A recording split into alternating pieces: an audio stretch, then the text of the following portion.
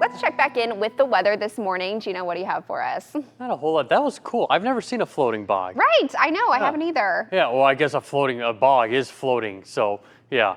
Anyway, but yeah, no, that's really cool. I'm sure with the rainfall that we've been seeing across a lot of the area, I mean, maybe it's floating away again by the bridge. But this morning, we are starting to dry things out.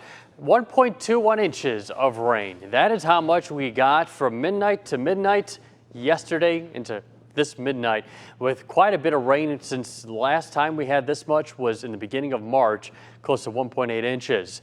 Here's a look across the rest of our area, just looking at some of the highest totals in northeast Wisconsin. Oshkosh running in close to 1.25 inches, Washington Island 1.5 inches, same thing close to Grand Chute. Green Bay is 1.29. So this is in addition to what we saw after midnight. We added a couple hundredths of an inch on top of what we saw from yesterday. Stockbridge 1.28, Amro west of Oshkosh getting up around an inch of rain. So radar estimations are showing about a ½ inch to inch widespread across entire parts of northeast Wisconsin. Right now this morning we do have some light rain, and even Wasaki well up into northern Marinette County reporting over an inch of rain. So a lot of areas from 3/4 of an inch to over an inch of precipitation in the last 36 hours. We've got another area of low pressure right here swirling, and this is going to make its way northward, but it appears it's going to be traveling a little bit farther southward today compared to what we saw with this area of low pressure moving up across Wisconsin.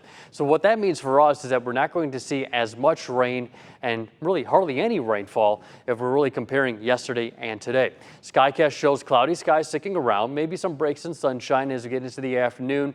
And then this band of moisture will try to lift northward, but it looks like it'll kind of hold itself together mainly along and across, I would say, from like Green Lake County up towards Kewaunee County, points southward for more of that steadier rains. Can't rule out a couple of rain showers elsewhere, but in terms of heavy downpours, it doesn't look like we're going to be seeing a whole lot except more farther southward towards Fond du Lac and Sheboygan County. So very minimal rain is expected in addition to what we saw from yesterday.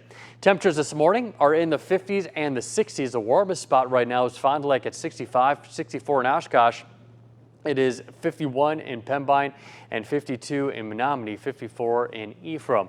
With winds coming in right now, out pretty much light and variable at the moment, but we'll start to see them turn out of the west as we head later on into the day. And winds are not going to be too strong, but anywhere from about 5 to 15 miles per hour out there.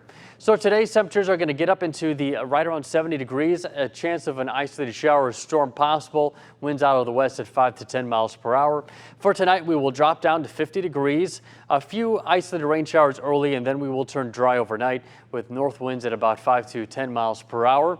For tomorrow, we're going to climb up to 70 degrees with partly cloudy to mostly sunny skies. Winds coming in out of the northeast at 5 to 15 miles per hour. So it is going to feel a little warmer and nice and dry. Now, Saturday and Sunday, I do have a slim chance of a pop-up shower or storm. Doesn't look to be a washout by any means, but take a look at what happens afterwards. A strong warm front lifts north into the UP, and that's going to bring our temperatures surging northward and getting to near 90 degrees with humidity returning into our area.